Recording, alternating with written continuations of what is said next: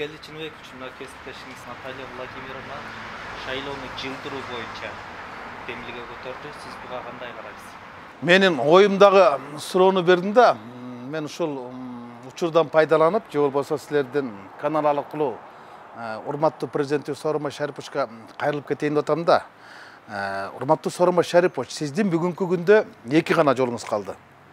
Биринчи жол бул элиңизди сактап калган эр жүрөк президент катары тарыхта каласыз. Экинчиси бийлигин сактап калган суу жүрөк президент катары тарыхта каласыз. Дегеним, сиз азыр пандемияны тындырышыңыз керек дагы, парламенттик шайлоону жылдырышыңыз керек. Бул биринчи жолуңуз. Жок, болбосо бийлигиңизди сактап калыңыз, анда шайлоону кылыңыз, анда элиңизди кыргыз. Башка жол жок. Башка жол жок. Сооронбай Шарипович, сиз мени жакшы билесиз. Экинчи мен сизге кайрыла турган нерсем бул мындай. Сиз азыр бүтүндөй бийликти колуңузга алыңыз, жоопкерчиликти мойнуңузга алыңыз. Азыркы биздин жогорку кеңештин дөөлөтү жок, жогорку кеңештин мөөнөтү да жок калды. Контрагыбыз да жок, антрагыбыз эле калды. Өкмөтүңүздүн көрүп атасыз, өлүмтүк өкмөтүңүздүн мындай эл алдындагы ишеними деле калбай калды. Андыктан убактылуу өкмөттүн убагындай кылып эле бардык бийликти бир колго алыңыз дагы, эртеңки күнгө өзүңүз жооп бере турган жоопкерчиликти алып бийликти колго алыңыз. Ошондо сиз тарыхта каласыз, элин сактап калган падыша катары. Жок, эгер шайлоону өткөрө, парламенттик шайлоо мен өтүш керек, мен мыйзамды сактап калам десеңиз, анда сиз эртең өзүңүз сактап кала албай каласыз. Бул мен көргөн чындык. Сизге кандай кылып чындык жетип жатат? Туура, мыйзамдын талабы башка, бирок ыймандын талабы башка да. Мыйзам боюнча шайлоону жылдырганга болбойт. Бирок мыйзамдан жогоркусу кодекс, кодекстен конституциялык мыйзам, анан баш мыйзам. Бул азыркы өтө турган шайлоолор бизде конституциялык мыйзам негизинде өтөт. Андыктан аны бузганга сиздин мүмкүнчүлүгүңүз жок. Бирок кандай гана мыйзам болбосун, ал адамдын өмүрүн сактап калганга да, адамдын өлүмүн кылганга иштебейт да. Андыктан бул ыймандын талабы. Андыктан кандай болгон күндө дагы парламенттик шайлоону жылдырышыңыз керек.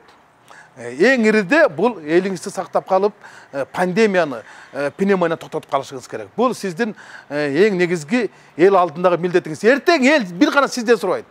Парламенттен сурабайт, правительстводон сурабайт, бир гана сизден сурайт. Өзүңүз жооп берип каласыз. Өкмөт тууралуу кеп козгодуңуз. Өкмөттүн азыр пандемияга каршы күрөшүн. Мен таң калам да, ошол өкмөт башчы өз оозу менен айтты да, Куатбек Айылчиевич, азыркы пандемиянын көзөмөлдөн чыгып кеткенине, элдин көчөгө чыгып кеткени себепкер деп күнөөнү өзүнөн алып туруп элге отуруп салды. Куатбек Айылчиевич, бул эркектик эмес. Өкмөттү Абылгазиев башкарды, штабты сиз башкардыңыз.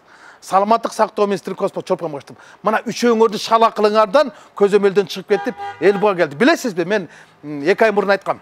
Мартта айткан болчумун. Вирус бар. Вирустун артында минус бар. Минустун артында чоң саясат бар деген болчумун. Вирусту көрдүкпү? Көрдүк. Бюджеттеги минусту көрдүкпү? 30 миллиард көрдүк. Анан кийин эми саясатты көрүп атпайсызбы? 20 миллиард сом алып, анан 20 ИВ сатып алган, бул коррупциялык саясатпы? Бул коррупциялык саясат. Мындай болбош керек болчу. Анан бүгүн келип алып туруп эле эл өзү күнөөлүү деп, эмне кылдыңар силер? 200 миллион доллардан ашык акча келди ушу коронавируска каршы күрөшкө. Туруштук бере турган. Туруштук бере албагансаран элде эмне? Элди карантинге камадыңар, жат дедиңер, жатты, чыкпа дедиңер, чыккан жок. Анан чыгып келип алды, эл чыгып кетти. Анан эл күнөөлүү деген. Бул эркектик эмес, бул жоопкерчиликсиз. Керт башыңыз менен эртең эл алдында сиз жооп бересиз. Мына ушундай кырдаалда айрым депутаттар элге жардам берип жүрөт. Алардын арасында сиз дагы бар. Ошол БШК билдирүү жаратты. Эгер кандидаттар элге жардам берсе, ал подкуп деп айтып атат да. Сиз буга оюңуз кандай? Мен ушуну азыр эле ушул жакка келатып 24 кежиден окудум да, ошо Борбордук шайлоо комиссиясынын бир мүчөсү азыркы берилип жаткан жардамдардын бардыгы шайлоочулардын добушууга, сатып алууга багытталган деп туруп, эртең ошол партияларды, же болбосо ошол талапкерлерди тизмеден чыгарып койгонго толук негиз бар депчи. Анда эмнеге чакырып атасыңар? Өкмөт башы өзү айтып атпайбы? Саясий партиянын лидерлери элге бере турган, эртең шайлоодо бере турган жардамды бүгүн бергиле.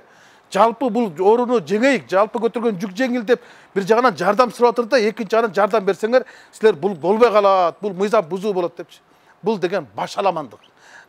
Кеп андай эмес. Азыр бир дагы партия каттала элек, бир дагы талапкер тактала элек. Анан аларга баягы добушун сатып алды, добуш сатып алуу болот. Бирок бүгүн эмес, ал эртең болот.